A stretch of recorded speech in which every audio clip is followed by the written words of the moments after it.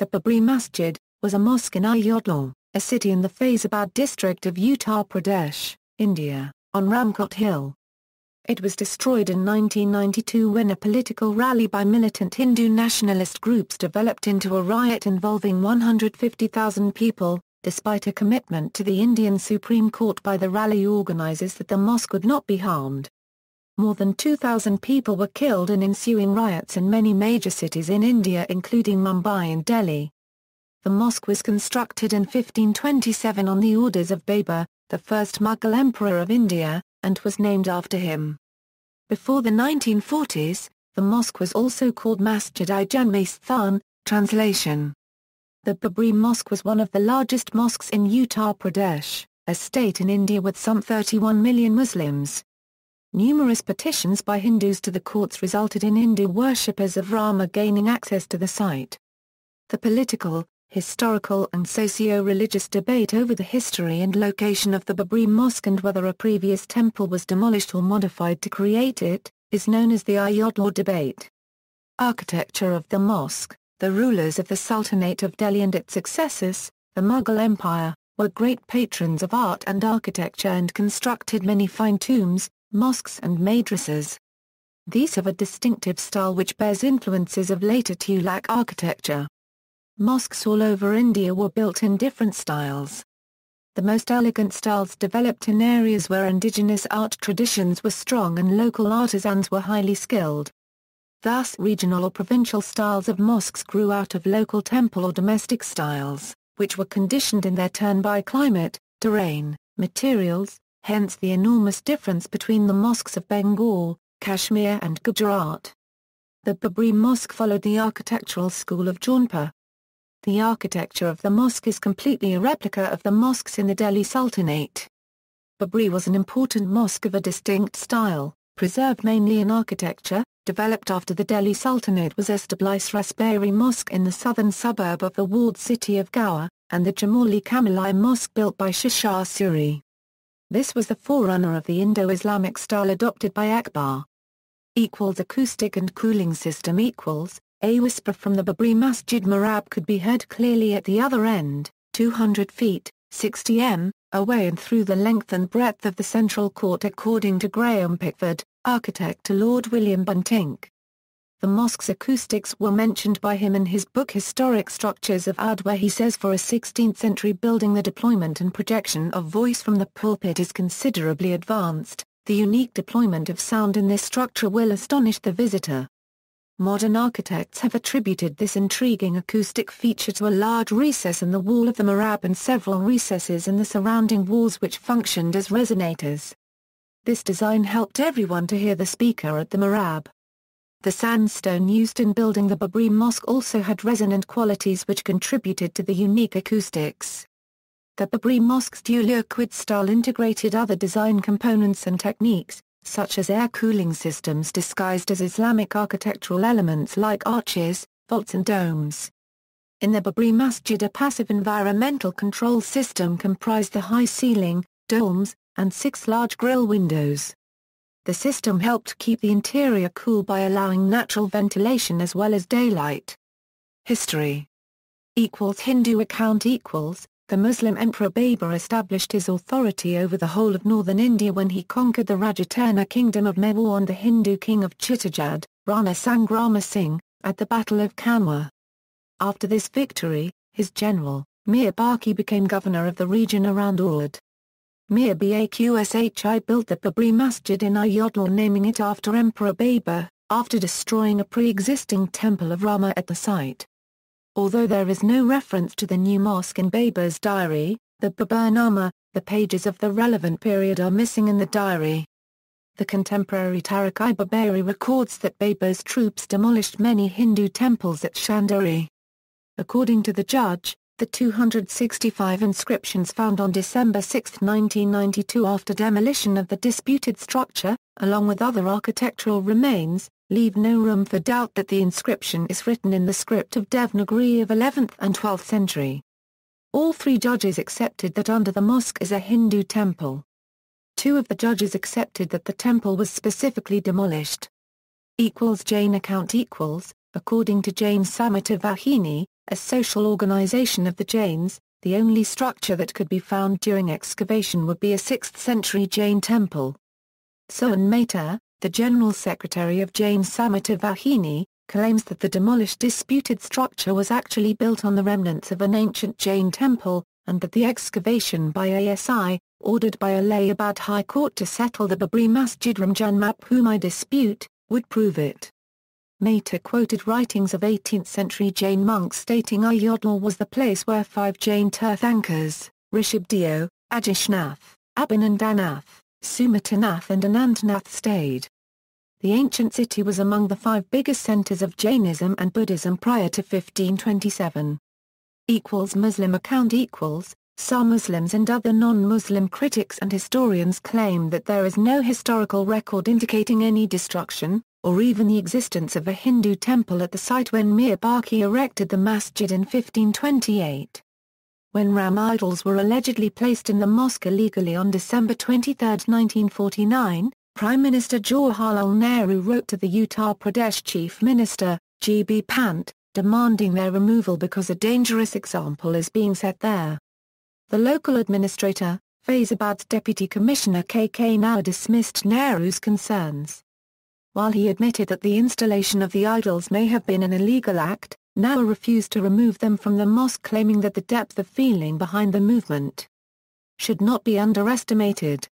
In the 2010 the High Court verdict that gives 2/3 of the land a Hindu temple, thousands of pages of the verdict were devoted to quotes from Hindu scriptures. According to Manoj Mitter, the mischief played with the idols, in a bid to convert a masjid into a mandir, was central to the adjudication of the title suits. Muslims and other critics discount as politically motivated the archaeological reports that are relied upon by Hindu groups like Rashtriya Swayamsevak Sangh, Vishwa Hindu Parishad and Hindu Munnani to lay claim to the Babri Masjid site. The Safdar Hashmi Memorial Trust said that certain evidence from the Archaeological Survey of India rules out a possible Hindu temple rather than provide evidence for one existing before the mosque was erected. British account After Babur had gained a footing in Hindustan by his victory at Panipat in 1526 and had advanced to Agra, the defeated Afghan House of Lodi still occupied the central Doab, Oudh, and the eastern districts of the present United Provinces. In 1527, Babur, on his return from central India, defeated his opponents in southern Oudh near Kannauj, and passed on through the province as far as Ayodhya, where he built a mosque in 1528, on the site renowned as the birthplace of Rama. The Afghans remained in opposition after the death of Babur in 1530, but were defeated near Lucknow in the following year. Conflicts over the site The first recorded incident of violence over the issue between Hindus and Muslims in modern times took place in 1853 during the reign of Nawab Wajid Ali Shah of Awadh. A Hindu sect called the Nurmis claimed the structure, contending that the mosque stood on the spot where a temple had been destroyed during Babur's time. Violence erupted from time to time over the issue in the next 2 years, and the civil administration had to step in, refusing permission to build a temple or to use it as a place of worship. According to the district gazetteer Faizabad 1905, up to this time, both the Hindus and Muslims used to worship in the same building. But since the mutiny, an outer enclosure has been put up in front of the masjid and the Hindus forbidden access to the inner yard, make the offerings on a platform, which they have raised in the outer one. Efforts in 1883 to construct a temple on this Kabutra were halted by the deputy commissioner who prohibited it on January 19, 1885. Raghubar Das, a Mahant, filed a suit before the Faizabad sub-judge. Pandit Harikishan was seeking permission to construct a temple on this Kabutra measuring 17 feet x 21 feet, but the suit was dismissed. An appeal was filed before the Faizabad district judge, Colonel J. H. Chambiar, who, after an inspection of spot on March 17, 1886, dismissed the appeal. A second appeal was filed on May 25, 1886, before the Judicial Commissioner of Awadh, W. Young, who also dismissed the appeal. With this, the first round of legal battles fought by the Hindus came to an end. The Faizabad district judge on a complaint filed by Mahant Raghubar Das gave a judgment on March 18, 1886. Though the complaint was dismissed, the judgment brought out two relevant points. I found that masjid built by Emperor Babur stands on the border of the town of Ayodhya. It is most unfortunate that masjid should have been built on land specially held sacred by the Hindus, but as that event occurred 358 years ago, it is too late now to remedy the grievance. All that can be done is to maintain the parties in status quo. In such a case as the present one, any innovation would cause more harm and derangement of order than benefit.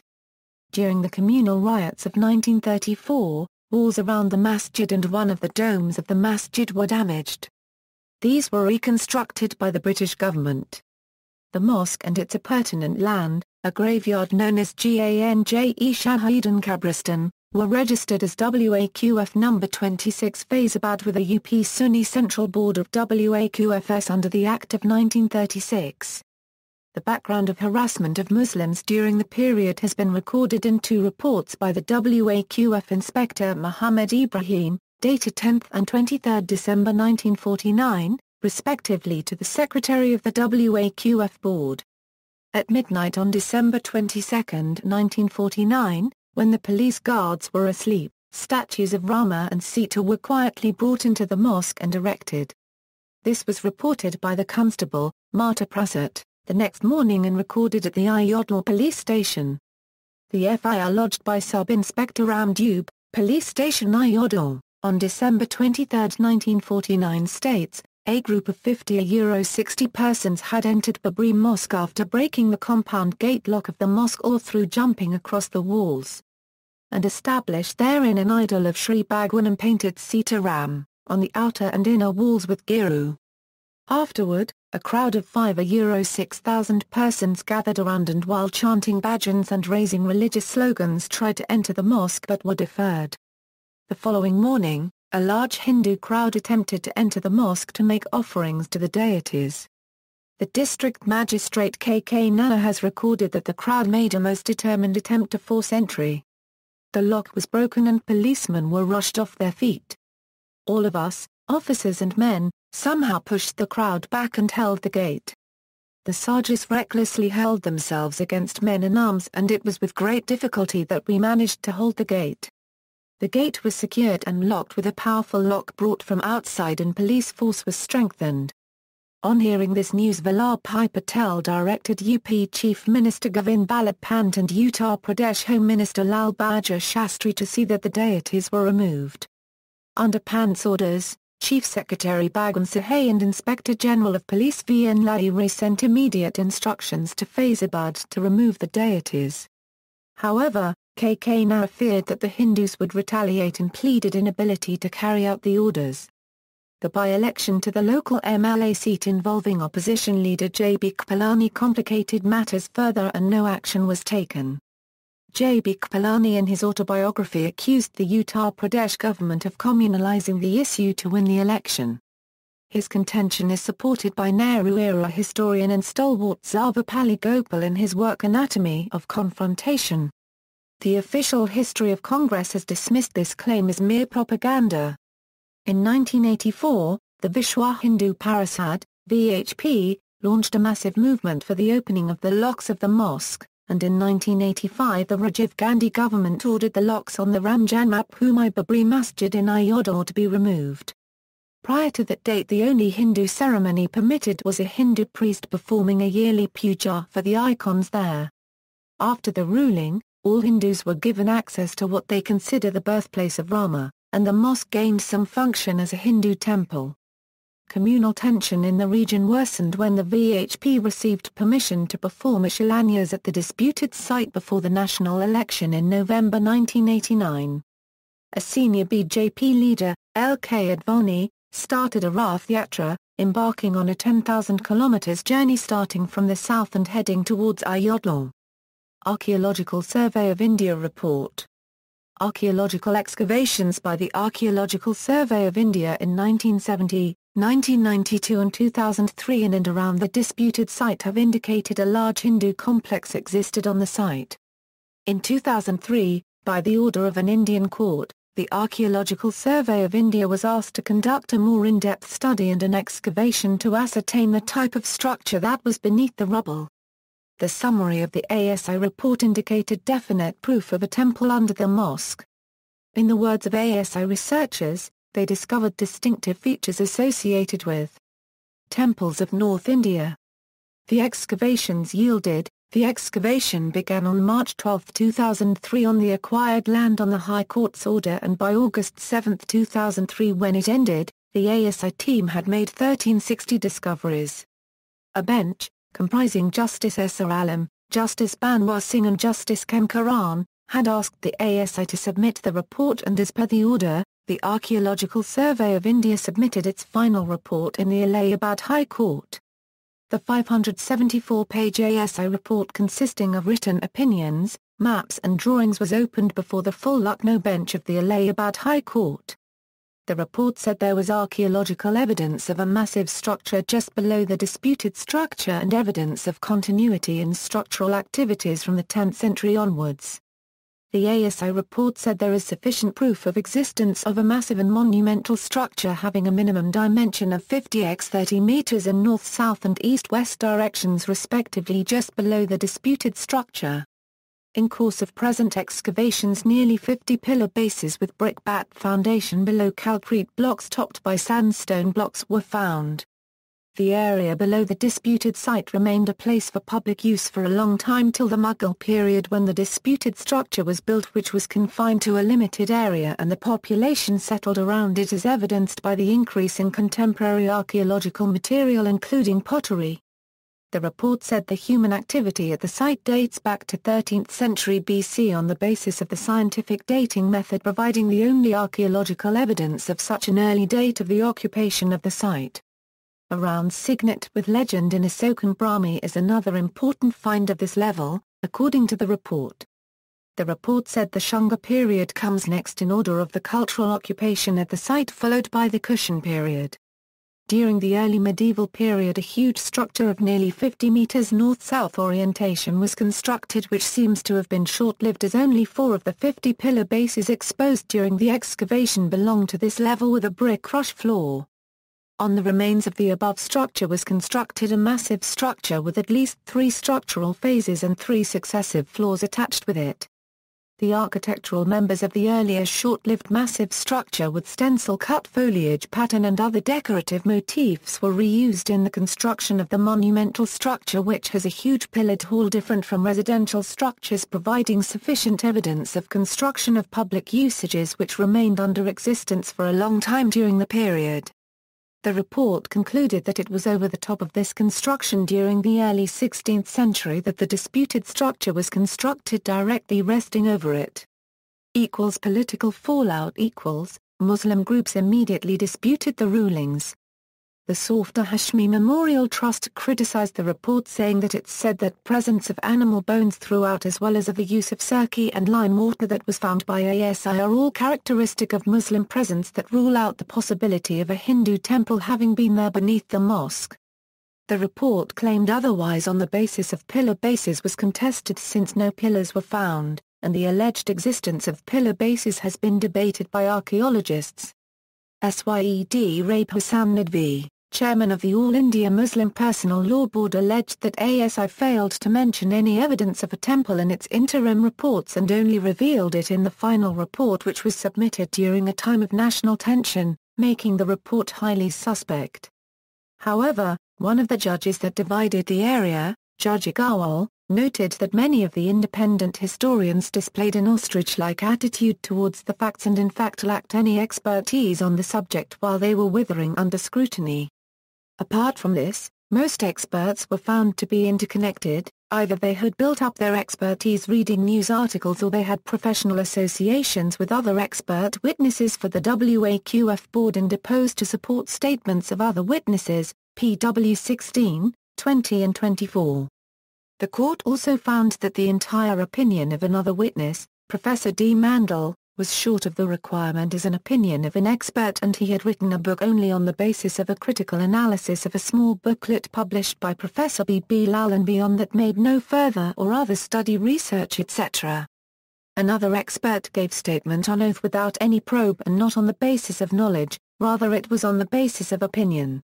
The Allahabad High Court upheld the ASI's findings. examining the ASI's conclusion of a mandir under the structure, the VHP and the RSS stepped up demands for Muslims to restore the three holiest North Indian mandirs to Hindus. Demolition. On December 6, 1992, L.K. Advani and others met at Vinay Kator's residence. They then proceeded to the disputed structure, as the 2009 report says. Advani, Murli Manohar Joshi and Kator reached the puja platform where symbolic caste seva was to be performed, and Advani and Joshi checked arrangements for the next 20 minutes. The two senior leaders then moved 200 meters away to the Ramkot Hill. This was a building facing the disputed structure where a dais had been erected for senior leaders. At noon, a teenage caste sevak was vaulted onto the dome and that signaled the breaking of the outer cordon. The report notes that at this time Advani, Joshi and Vijay Scindia made feeble requests to the caste sevaks to come down, either in earnest or for the media's benefit. No appeal was made to the caste sevaks not to enter the sanctum sanctorum or not to demolish the structure. The report notes, this selected act of the leaders itself speaks of the hidden intentions of one and all being to accomplish demolition of the disputed structure. The report holds that the icons of the movement present at the Ramkot Hill could just as easily have prevented the demolition. Demolition planned in advance equals. In a 2005 book, former Intelligence Bureau Joint Director Malloy Krishnador claimed that Babri Masjid demolition was planned 10 months in advance by top leaders of RSS, BJP and VHP and raised questions over the way the then Prime Minister P.V. Narasimha Rao had handled the issue. Dor claimed that he was directed to arrange the coverage of a key meeting of the BJP Sangh Parivar and that the meeting proved beyond doubt that they had drawn up the blueprint of the Hindutva assault in the coming months and choreographed the Pralaya Nrity at Ayodhya in December 1992. The RSS, BJP, VHP and the Barang Dal leaders present in the meeting amply agreed to work in a well-orchestrated manner.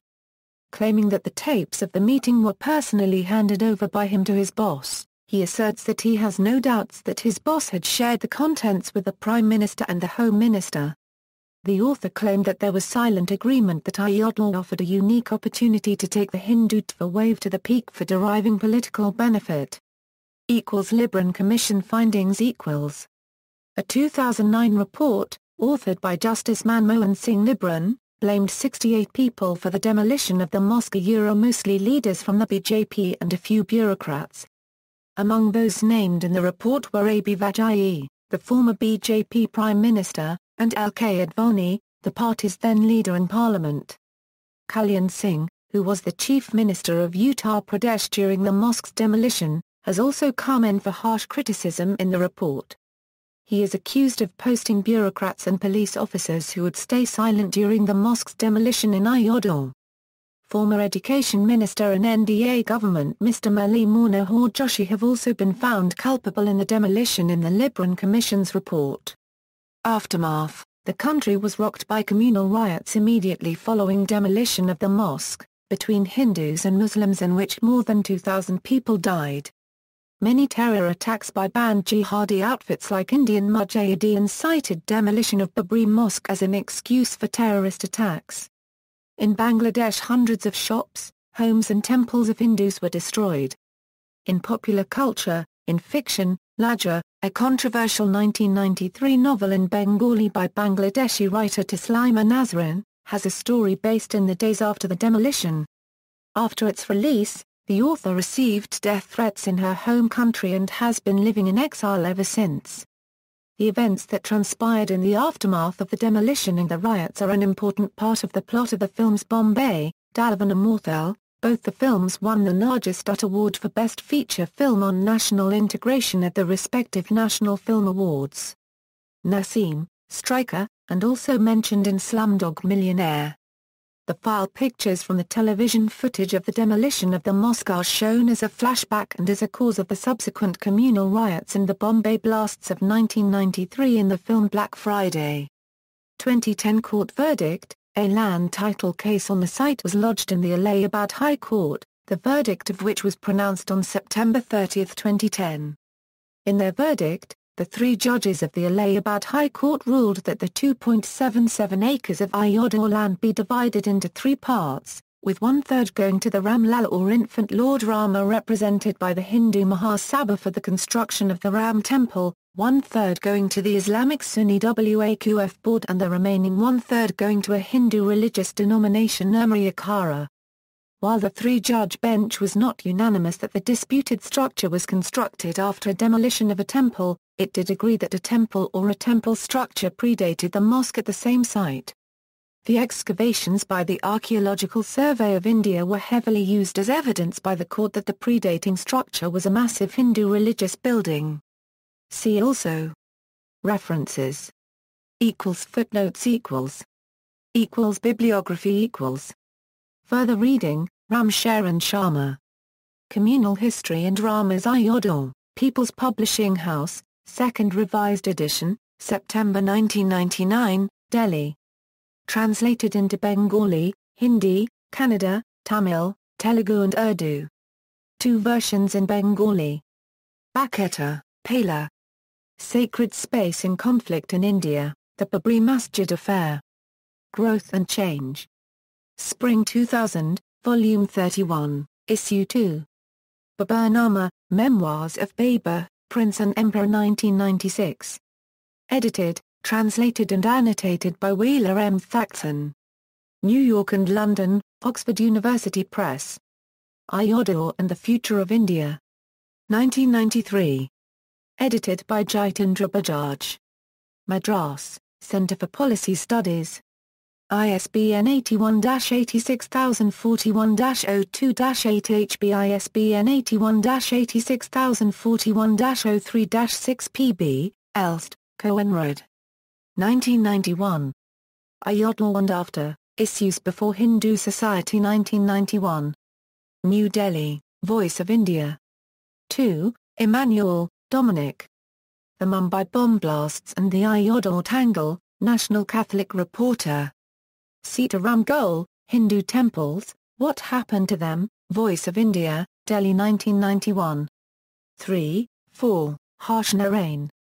1993. The Ayodhya Temple Mosque Dispute, Focus on Muslim Sources. Delhi, Penman Publishers. Hasna, Ronnie, War on Sacred Grounds 2009. Ithaca, Cornell University Press. 5, Romy, Kristin M., Flashpoint Ayodhya. Archaeological August 2004, Volume 57, Issue 4. Ramila Thapa. A Historical Perspective on the Story of Rama in Thapa. Ayodhya Kai Shayas Evam Puritato Euro Rigveda Kalse Abtark by Thakar Prasad Varma and Suraya Prakash Gupta. Bharata Itihusa Evam Sanskrit Parashad and E.K. Printworld. New Delhi. Ayodhya December 6, 1992 by P.V. Narasimha Rao. External links, Babri Masjid Information Site. Report of Libyan Inquiry Commission on Demolition of Babri Masjid, Advani charged with Ayodhya riots BBC News, Mumbai riots of 1992 93, Letting Sleeping Dogs Lie, Holy Work Destroys Peace in India Time Magazine, The Wrath of Rama Time Magazine, Timeline, Ayodhya Crisis, BBC News, Q&A, The Ayodhya Dispute, BBC News, The Demolition Video from YouTube, Hindus and Muslims to share holy site slideshow by The New York Times, Research Papers, Ayodhya and Politics of Indian Secularism, Political Implications of Babri Masjid Demolition,